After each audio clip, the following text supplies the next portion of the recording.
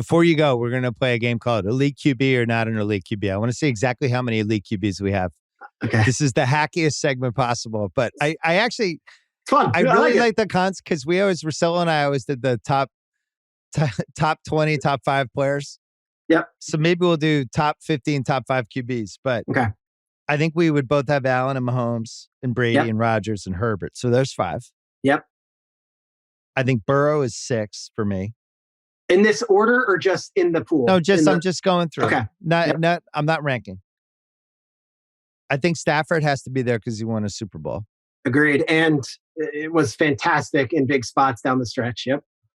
I think Russell Wilson has to be there, but I also feel like he's got to kind of prove it to us again this season because I don't feel like he was an elite QB last year. He wasn't, but I would go back to Stafford last year and Brady the year before. There is a bump when these guys get revitalized, and I would give him the benefit of the doubt knowing what he's doing with Hackett right now that, yes, Russell's going to be great this year.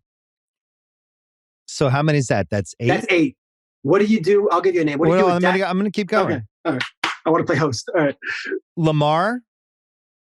Yes. I'll say yes. I think he has to prove, he's almost like Russell Wilson. He's getting legacy status for it, but I would like to see it this season, please. Do you feel like with Lamar, like for some reason in my head, I'm like, oh, he missed 12 games last year. He only missed 5 games last year, and they were like 1-4 with him out. But I feel like it wasn't healthy Lamar, and there was COVID stuff. And like, I'm going to give him a mulligan on last season and say over the course of the first 3 years, he was absolutely fantastic. Yeah, I think it's the resume at this point, but I need him to show me again. All right, so there's 9. Dak Prescott and Kirk Cousins to me have to be, you can have both or neither, but you can't pick one because they have the exact same stats. They have the exact same career resume. And to me, there's no difference between them.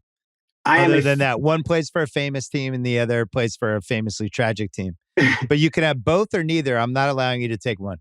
I'm going to say both, and I would say more on the balance of Dak and knowing how he's respected around the league. And if you talk to these GMs and coaches, they all put Dak in that conversation. There's very few skeptics on Dak. Cousins can go here or there, but I think within the league, Dak is looked at as not only a more reliable quarterback than Cousins, and not only like that guy who can win you games, but also in the building, like the leader, like that unquestioned leader. And I'll put Dak in that conversation. And I'll give you Cousins too. I think Cousins is elite's a tough word with Kirk Cousins, but I would say he's in that top 10.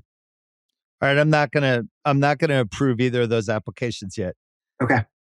Kyler Murray to me is the second toughest call in this whole list because I'm still alarmed by the playoff game. I'm still alarmed by every season they tail off in the second half. And are you a fantasy QB or are you a QB that I can actually win a couple playoff rounds with? I have no idea, which brings us back to the definition of the elite QB. What does that mean? Does an elite QB mean I can be a playoff team if you're my QB, or does it mean if I have a decent team around you, I'm guaranteed to win 10 to 11 games and maybe sniff around conference finals? We've never really established the precise definition. So if it's just okay, cool, we could go 10-7 with you, then that means Dak and Kirk Cousins and Kyler and I think Mac Jones, I think all those guys are in there.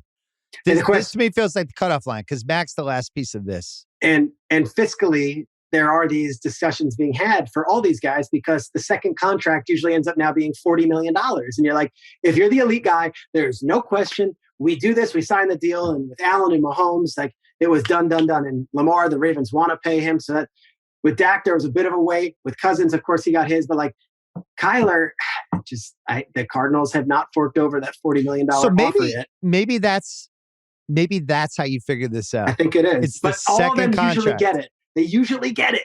But Kyler didn't get it. Not yet. He's got a whole season, and he Did Lamar get it?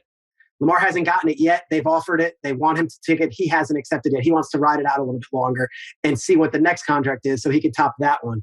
Lamar is truly a maverick in this thing where he's rolling the dice and saying, I've got an offer in hand, and yet I think I can make even more, which is fascinating. So then Watson, I guess, technically is, even though we're not sure if we're going to see him again. Yeah, I don't know, because the Texans gave it to him before all this stuff. So, yes, he's an elite guy. Tannehill, that's where it gets dicey. So I guess basically the real way to define elite QB is would somebody blink if they had to pay them $30 million a year? Because that's the going rate for an elite QB, right? 35. 35.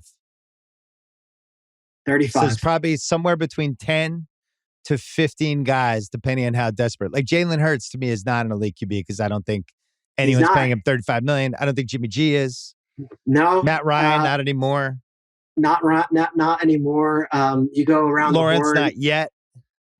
Not yet, but the expectation is he will be. Obviously, Trubisky wasn't. He didn't get it, and then they drafted Pickett. So that should be, instead of elite QB, which, again, we said at the top is super hacky. The 35 club? Yeah, it's like would you blink at $35 million a year for this guy? That should be the definition. Yeah. That's the market. And Tannehill makes just a shade under that, and then if Tannehill's contract's up right now and they just drafted Willis in the 3rd round, are you going to re-up him? Are you going to give him $35 million? I think Tannehill has to prove it this season, despite being a 1 seed and NFL comeback player of the year and Pro Bowl year after Pro Bowl year. Like, I still don't think the Titans would give him 35 if they were forced to right now, if they were asked about it. Well, because like in basketball, we have max guys.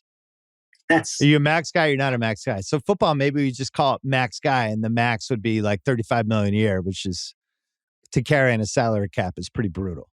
Yeah. So Derek Carr proved that he's an NFL max guy. They gave him a second contract and they tried to lock him down, and that's it. So he is. He played a card that I appreciated. It's a total straw man. He's like, nobody's talking about us, about the Raiders. And I'm like, dude, everyone's talking about you. Come on. You traded for Devontae Adams. The expectation for him and Adams are so high right now that I don't know. I'm curious to see it because I think we can't underestimate how good Aaron Rodgers is, and now Carr has to match that.